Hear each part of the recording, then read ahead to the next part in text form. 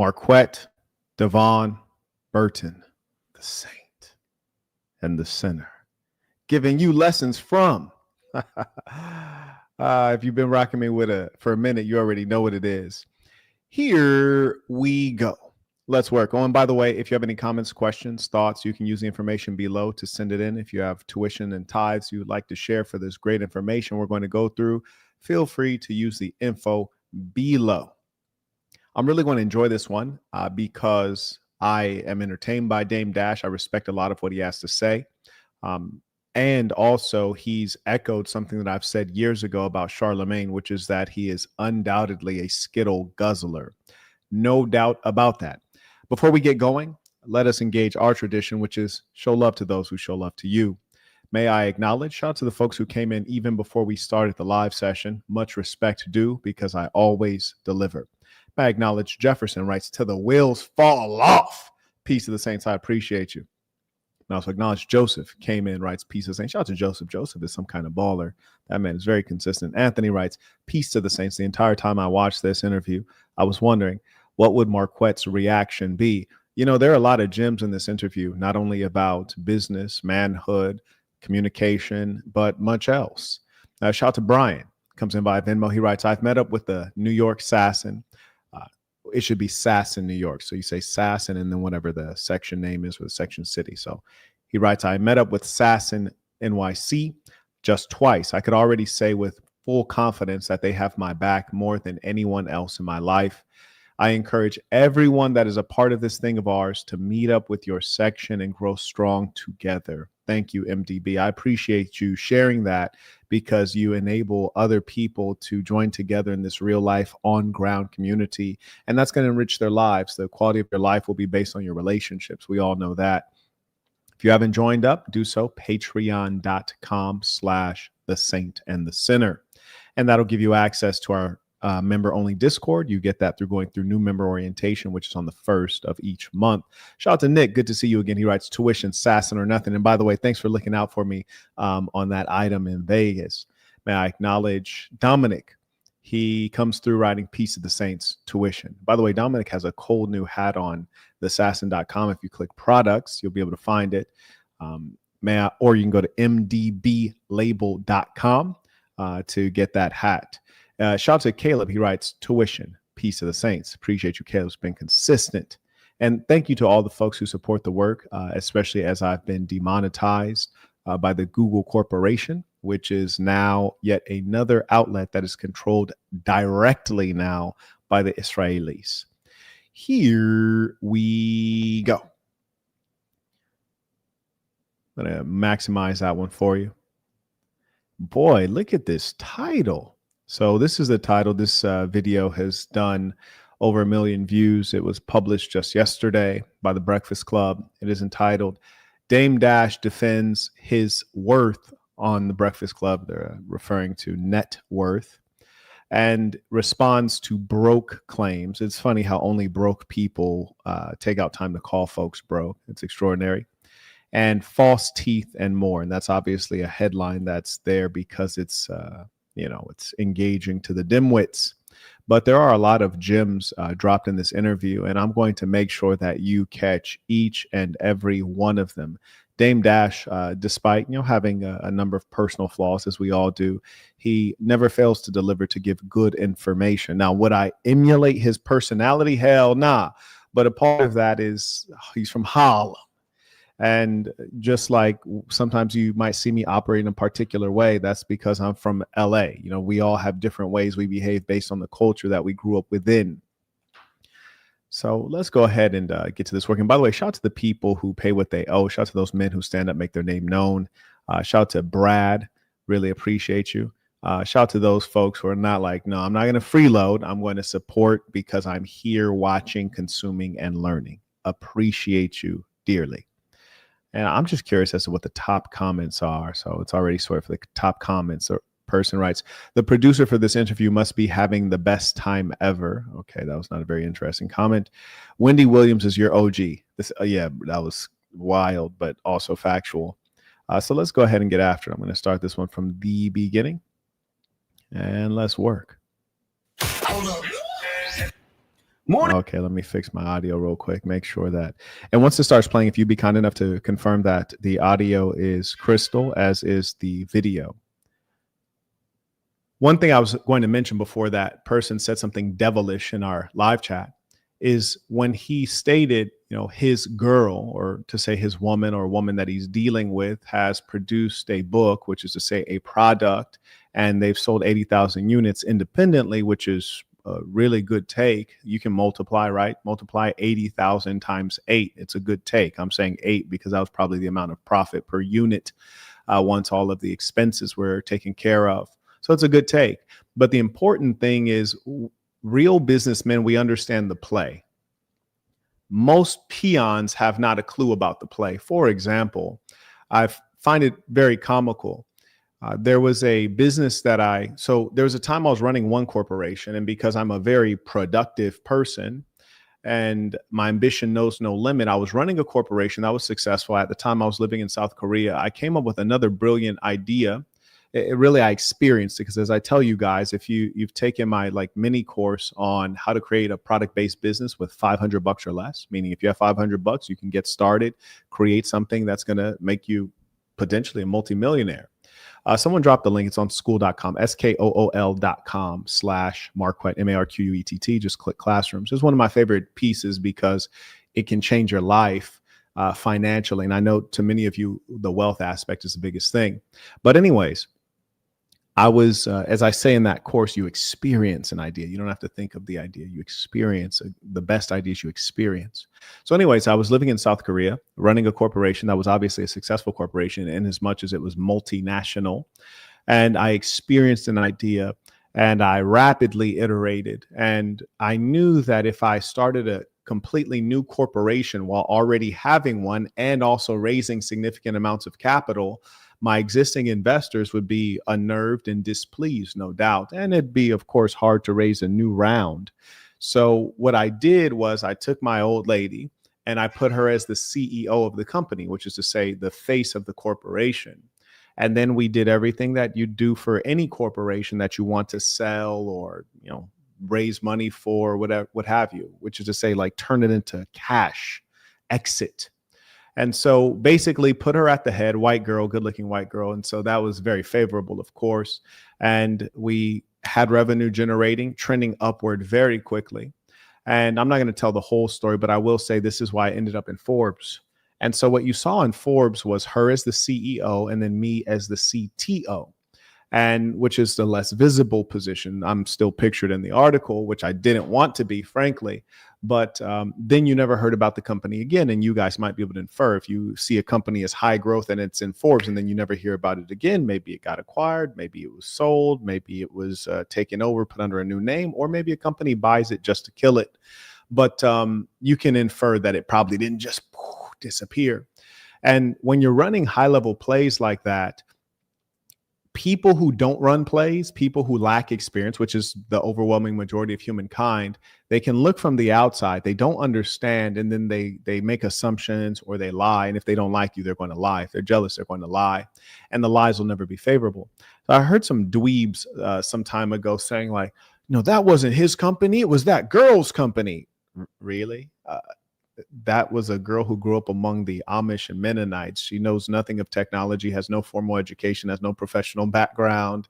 And you've never heard of her before or after that one time she was in the news. Use your brain here. Use your brain. And so basically what Dame Dash is doing is running plays as a businessman, wherein because of his financial vulnerability, and when you have a name and a face, you're vulnerable. Because here's the thing, for example, any of the dweebs in the live chat right now, haters, psychopaths, what have you, they know my name. They can look up my address, my phone numbers. They can look up my assets. They could walk out in the public when I'm out in Monaco. They can find a way to get their broke selves there and attack me in the public. I wouldn't even know. They could be the waiter or the bus boy. I wouldn't know. I don't know who they are. They have the tactical advantage. Or if they wanted to sue me or create some fake narrative or hashtag me too, they have the tactical advantage. Because I don't know who they are. And even if I did, they don't have anything that I want. There's nothing for me to take. What am I going to take? Their Toyota, take their apartment that they don't own.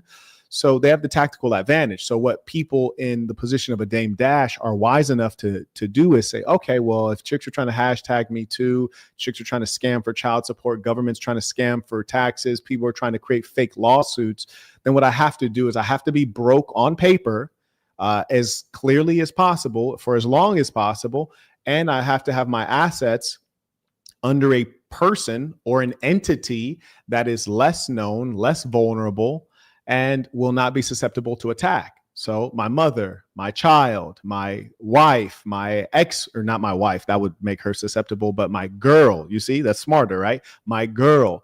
These are hugely important tactics that successful, intelligent, shrewd men use. But a dweeb would sit back and be like, oh, you don't have any money, Dame Dash. It's like, yeah, okay.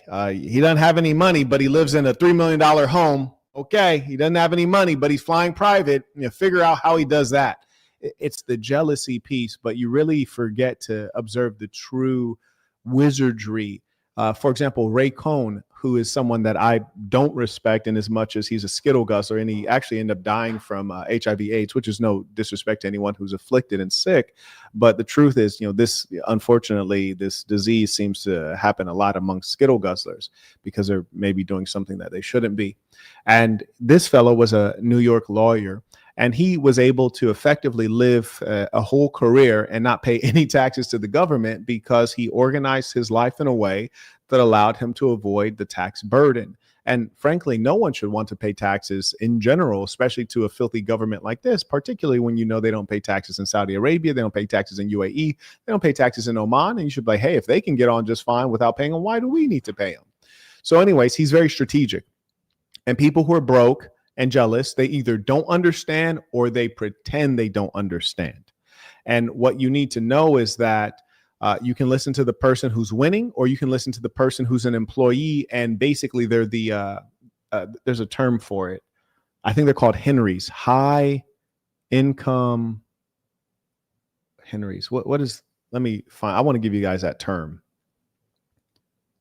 They're basically high income people living paycheck to paycheck.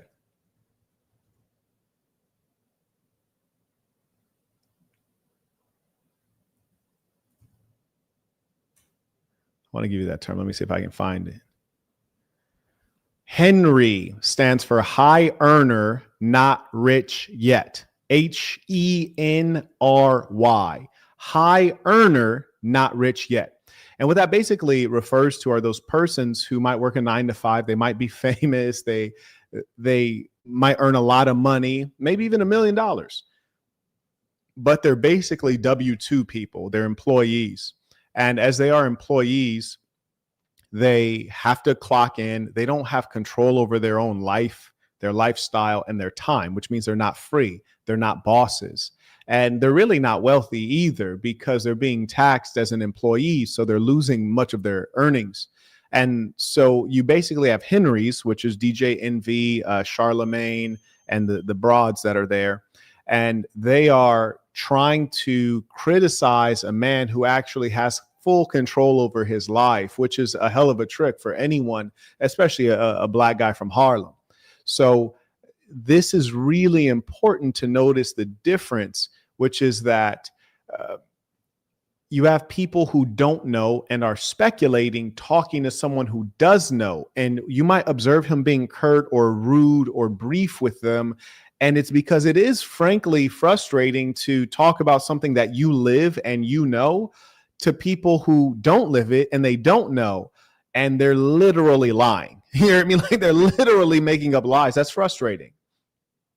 But what I'm telling you is that as you listen to these folks, Dame Dash is the one with the game. Dame Dash is the one with the experience. Has Dame Dash made mistakes? Absolutely. But he's also been dealing in treacherous waters. If you decide to be a boss, you're doing something very, very unique. If you're a W-2 employee, you're doing something everyone's doing. There's no risk. There's no downside. And understand, if you're going to make it in this world and you're going to really shoot up, you're going to have big wins and you're going to have big losses. There's nothing in between. There's nothing that's going to be small. You're going to live big, which means you're going to fail big. You're also going to win big. But here's the funny thing. Sometimes you win, people don't want to acknowledge it. Shout out to Timothy, came in by Venmo, writes tuition, peace to the saints from the Chicago section. Shout out to the Shy, you dig? And also acknowledged by PayPal. Shout out to Mr. Morgan. He writes, peace to the saints, supporting the real, less work. Absolutely. And also acknowledge Kirsten, writes, peace to the saints, support for the good work. Thank you very much. Shout out to the lovely lady saints. We encourage all of you to join up if you have not. Carrying on. So mad because I personally experienced this. I kid you not. I remember the first time that I raised a significant amount of capital for my tech business. I was a youngster, maybe 24 years old, 25 years old, raised a significant amount of money. They did a write-up about me in a couple papers, but particularly, I think it's called the Pasadena Star News, maybe, I forget, some paper in the town that my mom was living in. And she calls me and says, hey, I sent you some money like a couple of days ago. Like, how are you accepting money from me? Like, I just read in the paper, you're like the next Black Bill Gates. Like, how would you do something like that? And it was really disappointing that your own mother would, after knowing you over your whole lifetime, you never been a liar, not one time ever for any reason. You never even hid anything from her. You heard me? So just the fact that she would be dumb enough, fool enough to read something in the paper and misinterpret it, and then call me like you got this much money. I was like, well, first off, I'm running a corporation. They don't write a check to Marquettdavon Burton. That check is going to go to fill in the blank corporation, not me. And when the check goes to the corporation, we got past due bills in the six figures, like I've already allocated a significant portion of that money. And more importantly, I take a salary that's this amount of money. At best, I could pay myself this amount of money, but that's an annual salary. So I'd be paying it month after month. So if I asked you for the money, or you offered, which is you actually offered me the money, I needed it. And because I'm on my come up, like what you're reading in the paper, even if I close a $2 million deal, that doesn't mean I have $2 million now. If I close a $2 million deal, it might take 5 months for the money to be accessible in my account. So you have to understand how business is actually working. And furthermore, you don't know how the cookie crumbles, which is to say, if someone closes a $2 million deal, you might have had to give $250,000 to your lawyers. You may have had to get beat for $600,000 from the IRS. You may have had to, there's just so many things, fees and expenses that by the time it gets to you, you did a $2 million deal, you're taking home $833,000. People from the outside have no idea. And what's worse is these internet sleuths. These people are imbeciles. And it's always some dirtball black guy, right? Always some dirtball black guy who's broke as a joke, has no clue what he's talking about. And so these rascals are like, your net worth is like $100 million. He's like, nah, 50 million. Nah, 30 million. It's like, bro, are you guessing? What are you doing? Be an adult. Stop it. People can write anything on the internet. And I'll tell you something that's it should be obvious, but if someone has any significant business savvy, it should be really hard to find out how much money they do or don't have. It should be very, very hard. There are people doing business, their spouse doesn't know how much money they have. There are people who are operating, their accountant doesn't know how much money they do or don't have. The goal is to conceal that, but also you have to know when you hear these huge numbers, $30 million deal, $40 million deal, sometimes those deals are paid out over 5 years or over 8 years. Sometimes those deals are with the corporation, not the individual. And that's why business education is so critically important. And that's one of the unique values that I offer in this game, is that I really get into the nitty gritty with you and teach you the things that are going to take you to the top, but are also factual. So many people are just guessing. Like, you can't find anyone's real net worth online unless they're a politician. If they're a politician, they may have had to make a public disclosure of their finances. Or maybe they're running a public corporation, which is to say a corporation that's traded on the New York Stock Exchange. They may have had to make certain disclosures. But if they're running private companies, like, for example, Donald Trump ran private companies, I run private companies, then you would not have the foggiest idea. And especially if you're observing people who are mature, they have women around them and they're not married, you'd have to say, like, okay, there's probably a reason for that. This person is, making some clever moves, but people are looking from the outside completely uninformed. And frankly, you look stupid to the people who know. You see, to a Dame Dash, is frustrating to him because he knows the game and he's playing the game, but he's talking to bench warmers and he's talking to people from the audience. You know, he's talking to the fat guy in row 5 who's sitting there drinking a beer watching LeBron. So it's like LeBron having a conversation with the fat Chinese dude who's never played basketball in his life, but is in the audience and sure that he knows everything. It's unfortunate. I never had that much money to look at in my life. They said that the net worth was about 30 to 50 million. And he said, they say, who's they? Who's they? Who's they? Because the only person who could probably actually say that would be Dame Dash. That's the only person who could truly say that. And I'll tell you why. Because when you're making moves, trying to avoid child support, trying to avoid alimony, trying to avoid IRS, trying to avoid people who have sued you, no one's going to know the full picture except you. So Dame Dash would have to make a public disclosure of his net worth, which he would be a fool to do, whether it's high or... Now, I don't like the way he asked that question. He said, how does that happen from being a boss? I mean, it's kind of interesting way to formulate that question. I don't really like it, but I get it. And it's a completely fair question. But the real understanding that you need to have is, number one, why are people so concerned about what other people make, except that it's based on jealousy? Come on. Somebody tell me. If it's not for jealousy, why do you need to know what other people make?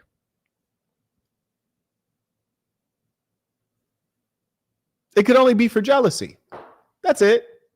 You want to know if they're outdoing you. You want to know how much they're outdoing you. You're sitting at home like, oh, he's not that smart. He's not this. He's not that. He's not a good person. I should have more.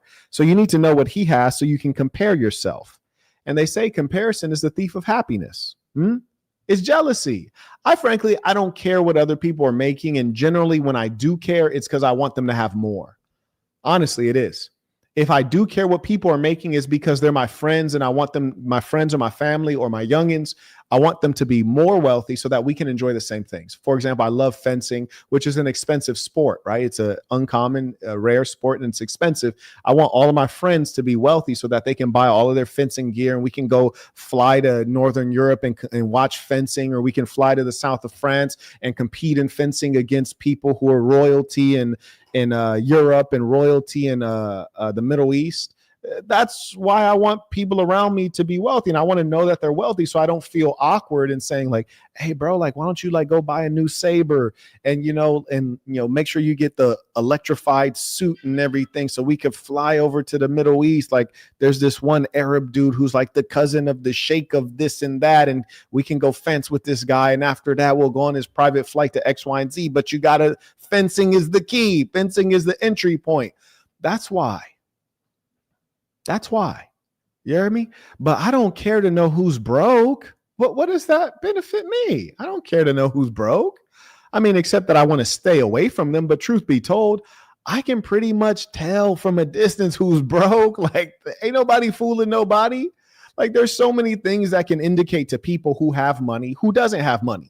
Like, if you're watching this, you could look at this chair and like, probably you should be able to like, damn, that chair is very expensive, right? Like, or you guys ever notice when you're on a Google Hangout and they put on the fake background, they like basically green screen. So you stay and then you put up a fake background because you don't like what your real background is. You ever notice the fake background looks like this chimney right here? You can tell who has it and who doesn't. So it's like, there's no need to pretend, but I tell you, here's the important thing.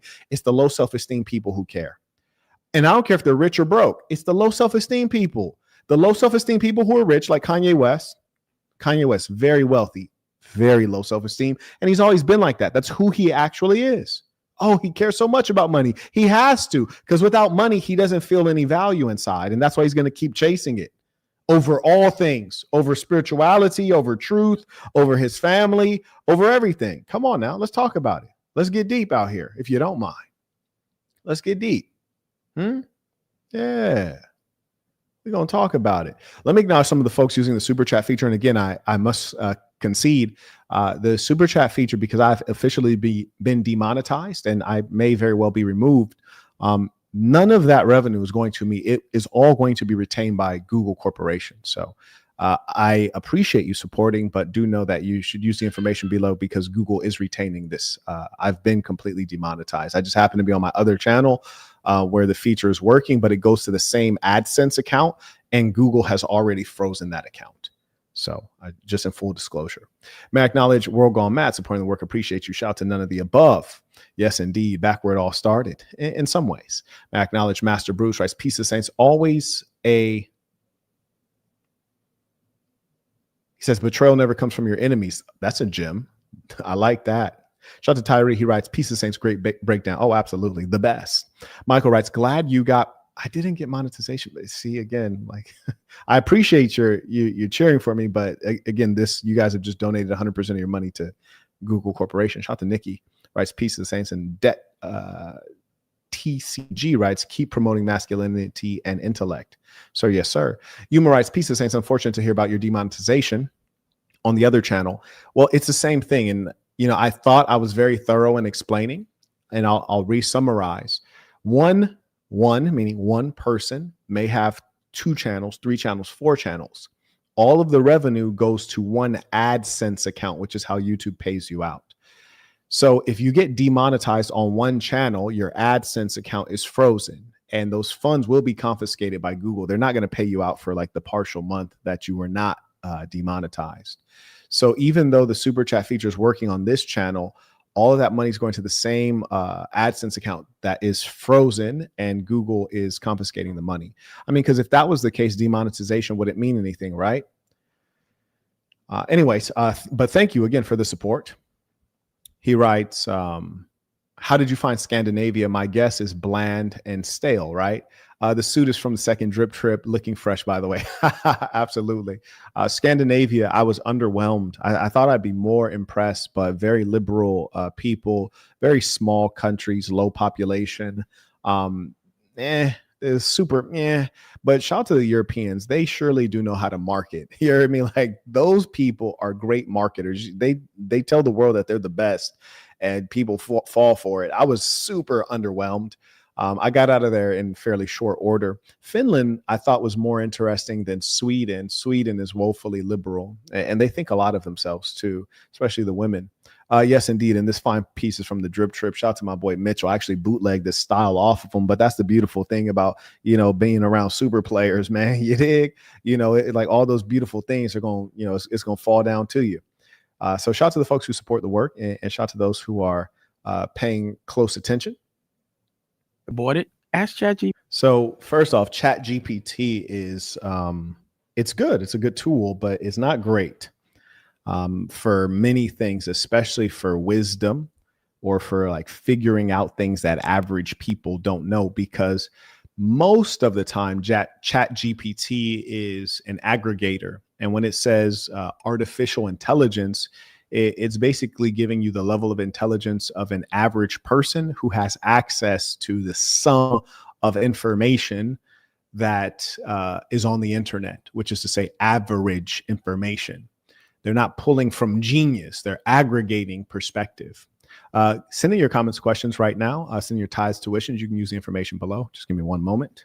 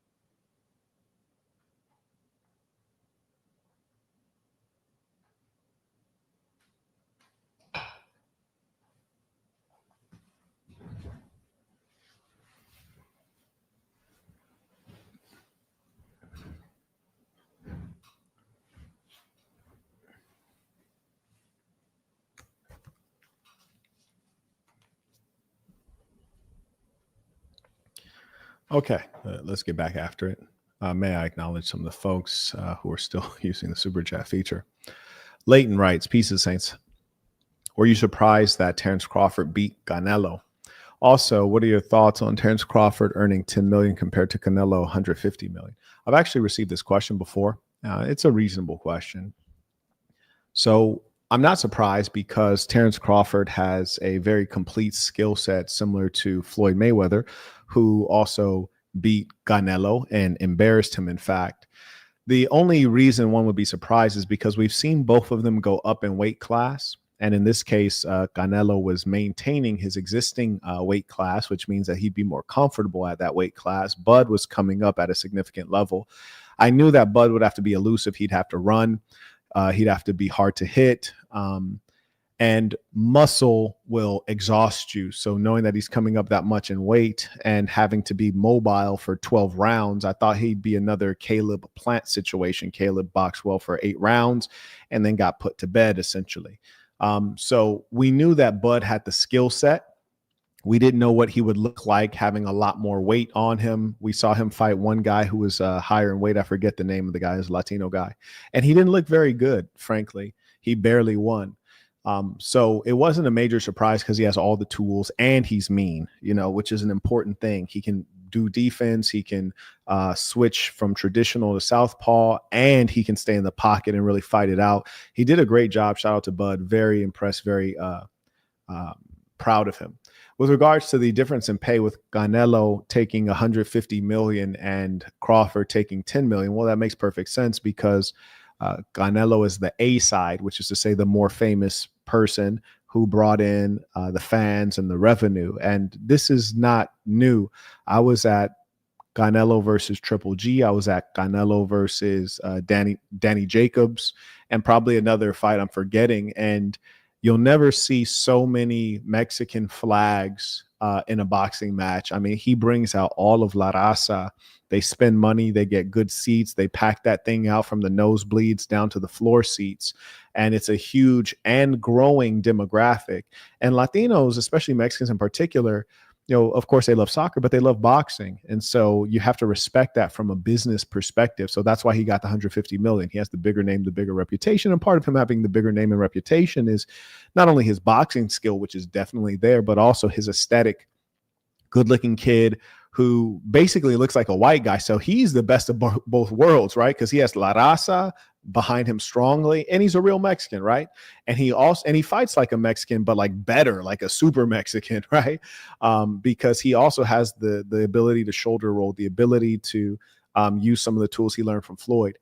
And in addition, he also looks like a white guy. Like, bro looks Irish and is also a legitimate Mexican. So he's getting all of that fan base. That's a beautiful thing. So it creates the perfect dynamic against a Crawford. And the best fights in terms of marketability and profitability is black versus white. It's always been the case. It just is what it is. People are very tribal. I think I'm one of the few black guys that would have been behind Canelo because I'm trying to bet on who's going to win. I don't give a what color they are. You hear me? I'm trying to get to the bizag. So anyways, that being the case, it made sense that Canelo had the much bigger purse moving forward. And I don't think Canelo will do a rematch because he knows he can't win. He couldn't win against Floyd and he can't win against Crawford. It's impossible. It cannot happen. So he's not dumb. So he's not going to do a rematch. And if he did, the purses would be allocated differently.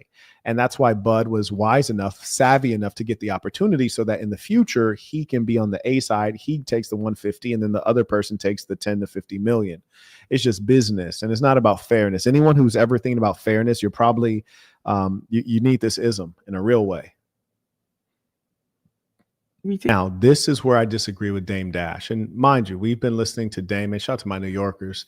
I sometimes like New Yorkers. I mostly don't, though, because they don't realize how much their humanity has been degraded by being in New York. But anyways, this is where I diverge with Dame Dash. So he's about to talk about debt. Now, mind you, I always tell you guys, stay away from debt as much as you can, because mostly none of you guys are, multimillionaires. And you don't know how to use debt. When let's say you have less than $1 million, debt will hurt you. You don't understand it. You don't understand finance. Just play by the rules. Keep it simple. Play by the rules. Pay for what you can afford. Simple. We're done. if you're a multimillionaire, then you can leverage debt in some clever ways, and you should.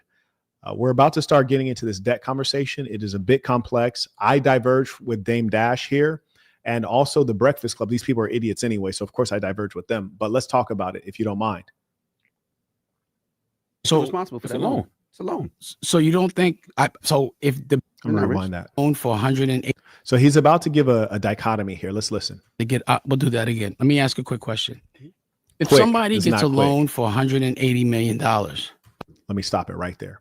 And for all my folks who are watching and you're in real estate, you guys have a sense of some of the things we'll be talking about.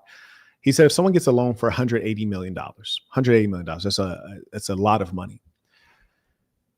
If you get a loan, and mind you, I get offered loans all the time. Just today, a bank called me, left a voice message. Hey, Marquett, I'm with such and such lending. And I know we got a lot of haters in the audience. They don't believe anything. So let me see if I have the voicemail. Just because haters don't believe anything. Everything is a lie to haters. And the reason it's a lie to them is because their life is not like that. You know, they're losers. So they don't understand the daily life of a winner. Let me see.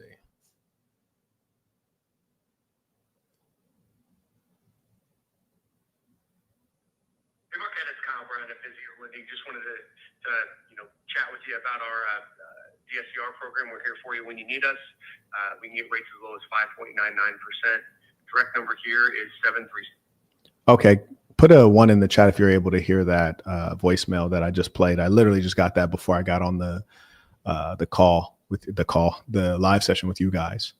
I'll give you guys a little bit of time to put that 1 in the chat just to confirm if you guys are able to hear that through the microphone. Thank you. Very good. So if you're actually well off and you have money, you get offered money all the time. It's the most hard to conceive of thing on earth, because when you have money, banks want to give you money because they don't want risk. So a bank says, okay, well, if this guy has $30 million, I could give him 2 million. I can give him 3 million. I can give him 5. Hell, I can give him 100 million. He has 30 million. I know he can make the payments. And I know that he's not going to default. He's been financially responsible and he's liquid. He has 30 million in cash. I get this man $100 million and be happy to do it. It's when you don't have money. It's when you don't have money that you cannot get money. And that's why I always tell you guys, when you have these internet gurus who are like, let me tell you how to get business credit. Let me tell you how to get a loan, or let me tell you how to finesse this or that, or let me tell you how. No, don't do that. I don't ever teach you guys about loans because I think it'll hurt most of you. It won't help you. I could tell you how to get a loan. I can tell you how to get business credit. I'm not going to do it because I think it'll hurt you. And that's more important. Like, I can make courses on that and make a killing because everyone wants to know how to build their credit, how to get business credit, how to get loans. I can make a killing doing that, but I will not do it because it will blacken my soul, because most of you will suffer in the end. I promise you, you will suffer in the end. I know it. I've seen it a million times. So I say that to say this. When you have money, banks offer you money. They offer you money. You don't have to call. You don't have to apply for a loan. Listen, there's at least 10 banks right now. I don't even have to fill out an application. I don't have to fill out an application. They already know who I am.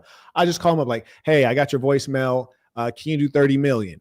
And if I don't like what they're saying, I'm like, all right, well, I'm going to call such and such because I need this interest rate. I need this amount close. I need to reduce these fees. You got to pay for my lawyers. If you can't do that, they're like, whoa, hold on. Let me talk to John. We can figure this out. Yeah. So the point is, banks love to give money to people who are well off.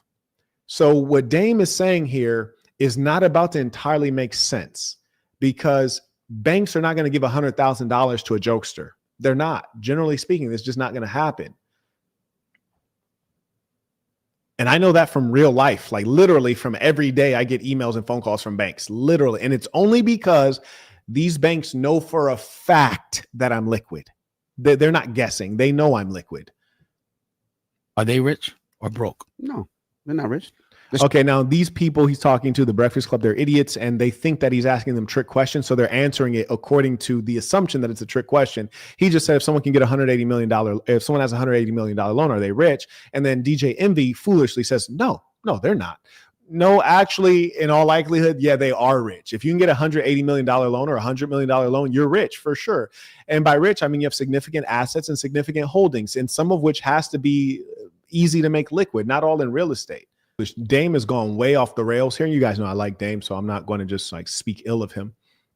But the thing is, if he says this person has 100 million in debt and I have no debt, who's richer? The guy with $100 million for sure is richer, even if it's a loan, as opposed to the person with no debt. For example, there's a 10-year-old girl somewhere. There's an 11-year-old boy somewhere who has no debt. Are they richer than me if I had $100 million loan? Absolutely not. Furthermore, just again, I bring up Ray Cohn, even though I don't like him at all. I think he's a disgusting person. But if you're able to, say, live the life of a super player for 50 years or however long you're on, and then you die and you have $100 million in debt, or even let's say $1 billion in debt, let's say $2 billion in debt, who won? You drove the Rolls-Royce motor car, you drove the Maybachs, you lived in a huge mansion, you traveled all around the world, you ate at the finest restaurants, and then you died with $2 billion in debt that you're never going to pay back. And no one else has to pay it back because you didn't have a wife and they can't put your kids on the hook. Who won? Nigga, you won. And you lived wealthy like a king, some would say. Come on, what are we talking about here? You beat the system, homie. You beat the system. What are we talking about? Like word? I mean, this is ludicrous to me. This is ludicrous, but a peon is going to think, oh, no debt. That's the way to be. That's peon thinking. But I'll tell you guys something. Pay attention. Most people, they think in ways that will not lead to their ultimate happiness and success. Most people, they don't actually love themselves. Check this out. The reason I have a 3-sentence Bible, a 3-sentence Torah, a 3-sentence Quran is because it gives you the key to actual happiness. Check this out. Be yourself, be good to yourself, be good to good people. Here's where most people fall down. Be yourself. They don't know who they are. They don't know what they're about. They've not taken out time alone to figure themselves out at any level. Be good to yourself. Most people don't love themselves. That's why they do stupid stuff. If you're a woman, you're 25 and older, and you're unmarried, you probably don't love yourself. You probably don't love yourself. You self-sabotage. You pick the wrong men. You met a good guy. You met a guy who's successful. You met a guy who's educated. You met a guy who's honest. And then when he told you the truth, you couldn't handle the truth. You said you want an honest guy, but when he told you the truth, you couldn't handle it. Check this out. A woman will get cheated on by one guy, and I'll say, oh, that's so sad. And she's like, yeah, you know, he cheated on me, and I just couldn't forgive him because he lied.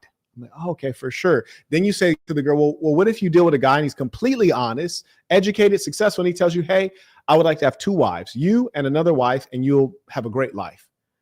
Oh, no, I can't handle that. But you said it was the lies that was the problem. It wasn't the lies. It's that you're trying to seek control. It's that you didn't feel like you had control. Now here you are creeping up on your late 20s. You're about to be 30. You don't have any prospects. You don't have any kids. You don't know how to be happy. You don't want to be happy. You don't love yourself. And it's so common that people don't love themselves. They don't make the right decisions that lead them into a higher situation. And it happens to males and it happens to females. You don't love yourself. So you self-sabotage. You get a good man, you fumble the bag. Or you get an honest woman or a chaste woman and you fumble the bag. You don't treat her right. That's why the ism is so important, because it really encourages you to love yourself.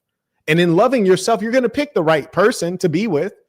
When you meet that guy, he's good looking, he's athletic, men respect him, he has a nice living situation. You're going to, as a woman, say, okay, this is the one. I'm going to do the right things, and I'm going to be right a part of that beautiful picture that he's living.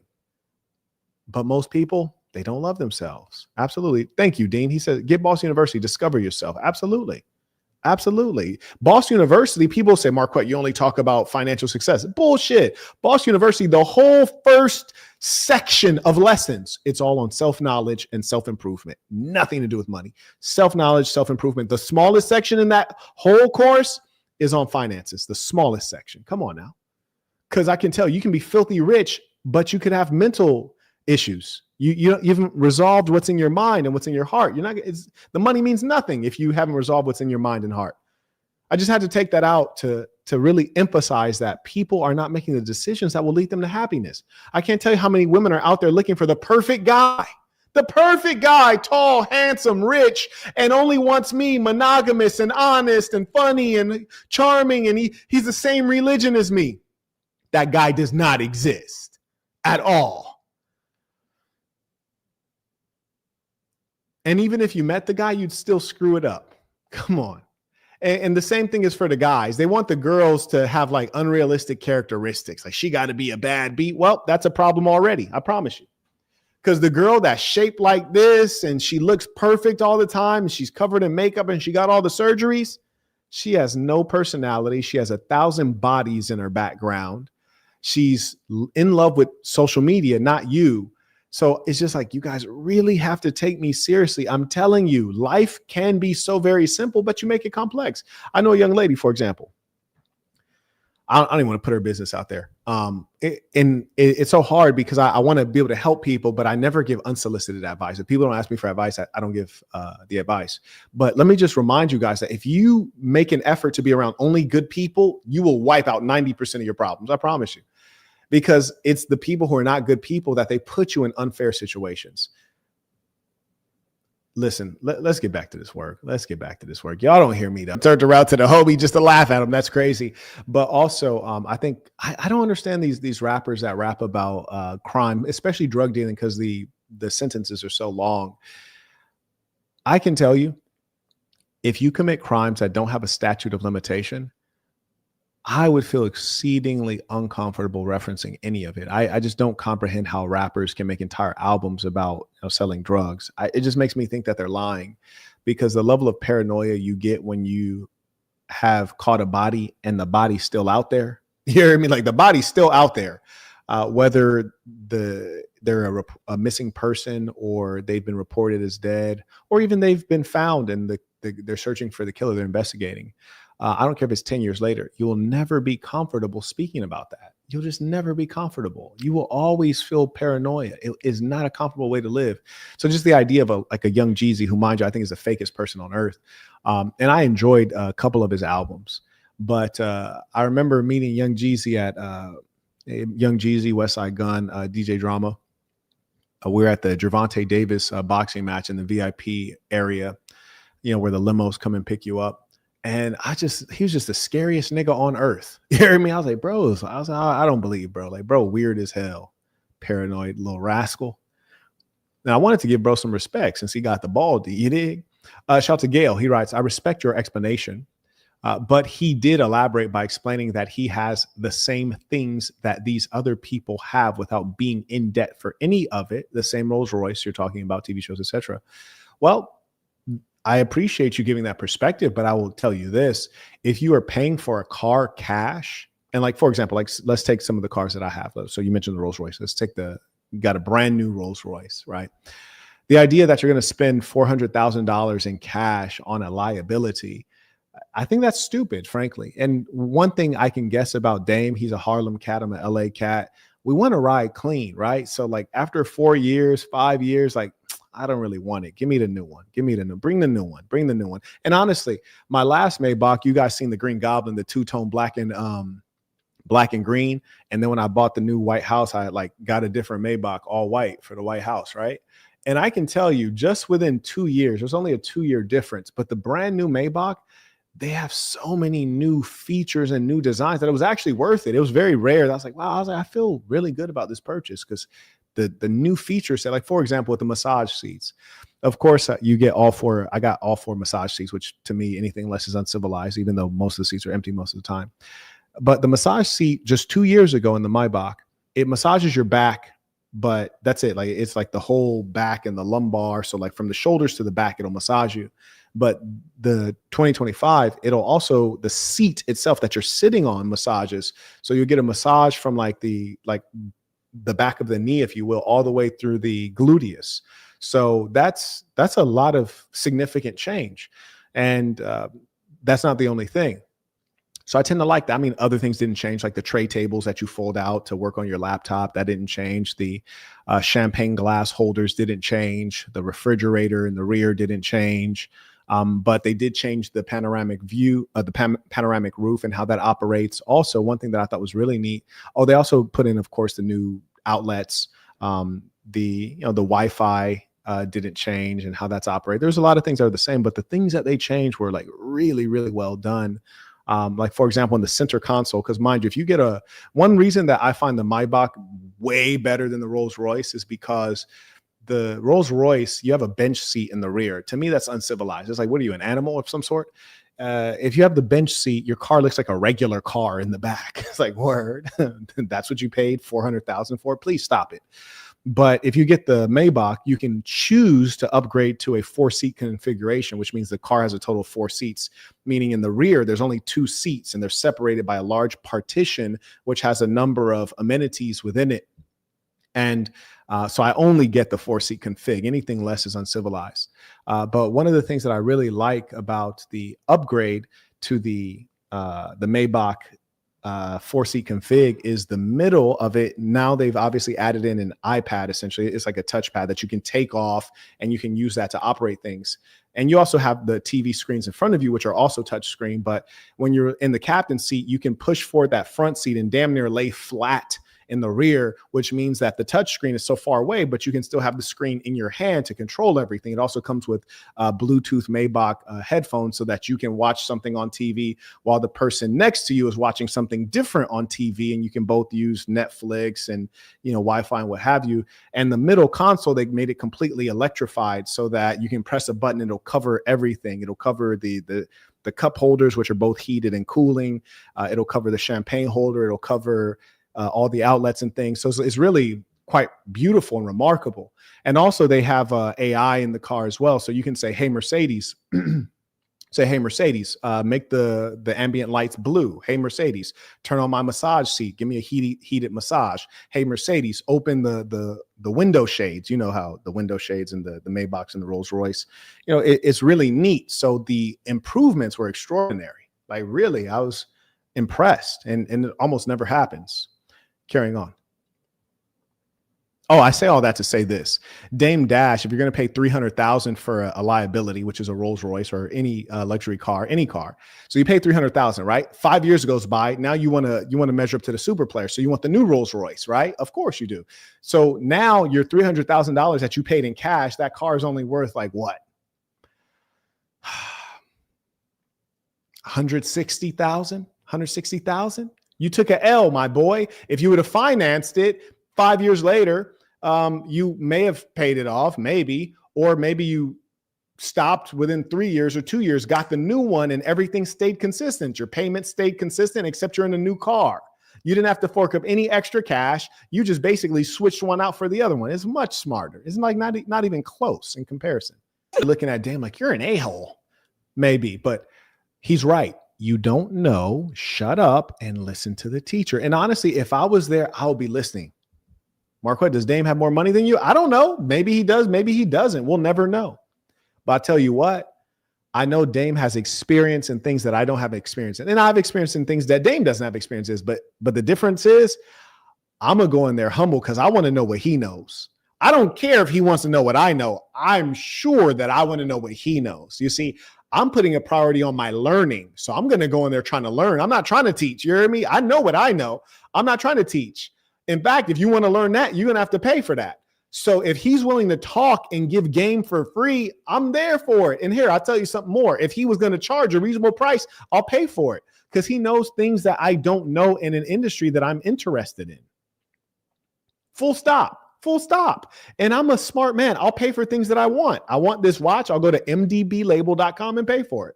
I want his knowledge. I will pay for it, whatever he's charging, because I'm paying for something that's going to add more value than I spent. Full stop. It's simple. People who don't care about themselves, they don't love themselves, they will not invest in themselves. Be yourself. Be good to yourself. Be good to good people. Be yourself. Be good to yourself. Be good to good people. 3-sentence Bible. Be yourself. Be good to yourself. Be good to good people. Let me tell you something. You might talk to a woman who'll say, you know what? I wouldn't do that for myself, but I'll do it for my kids. I love that you'll do it for your kids, but maybe you should also consider doing it for yourself as well. Most women are selfish, let's be real, but you'd hear that now and then, like, I'll do it for my kids, but I won't do it for myself. Well, do it for both. Figure out how to do it for both. Live in abundance. Come on now.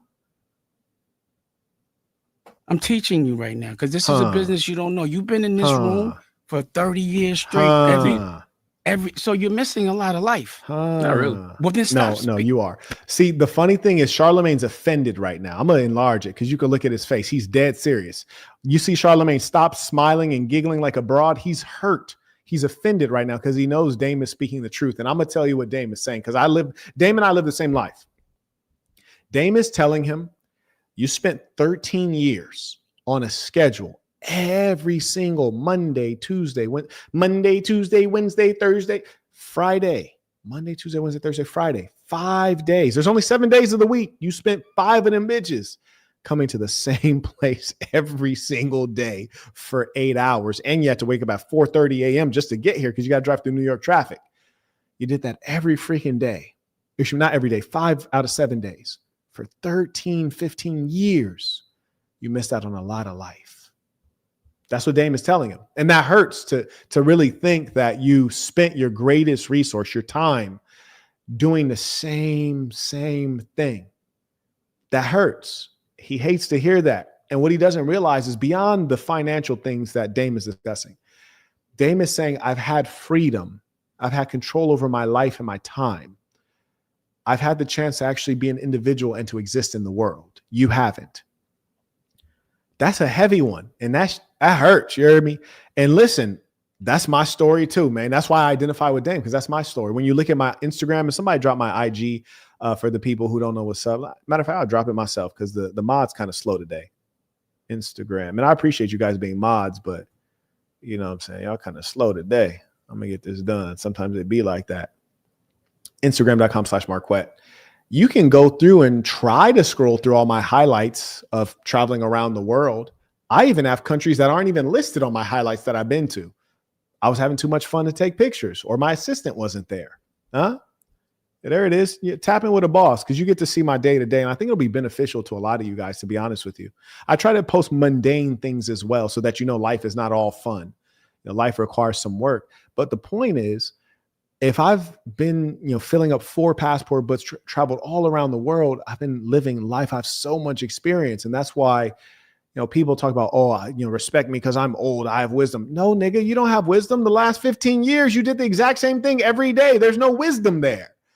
But I've traveled to so many countries, met so many people who are rich, poor, dirt poor, unbelievably poor. I've been to war zones, active war zones. I've been to places with humanitarian concerns. I understand the actual world we live in, from the top to the bottom, the rooter to the tutor. So that's experience and that's life. And those are things you will always have. Like, for example, Charlamagne, been working 15 years in that little box.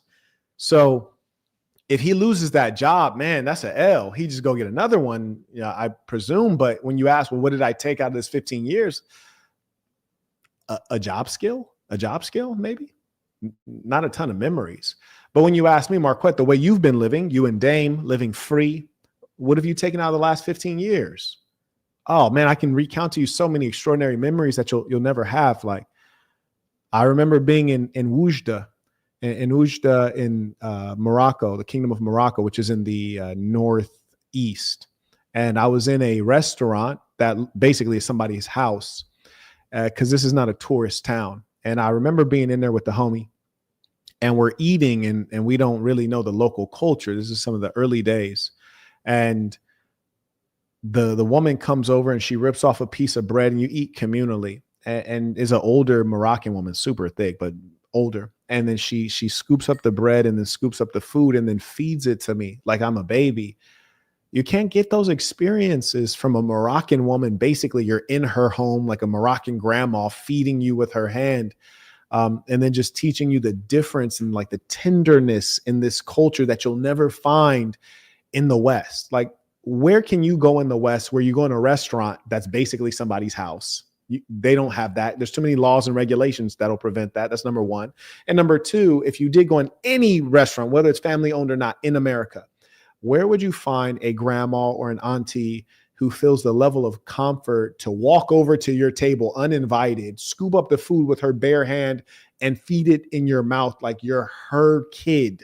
You're a grown man and you're not even the same race. You don't even speak the same language, but she feeds it to you with her hand like you're her child.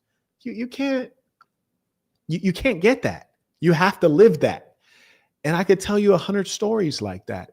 the experience of actually being in the world and knowing humankind, all of its kinds, all of the varieties, all of the experiences. I've been with the top government guys in China, with the top government guys in South Korea. I've been with the top government guys in certain African countries I'm not going to name.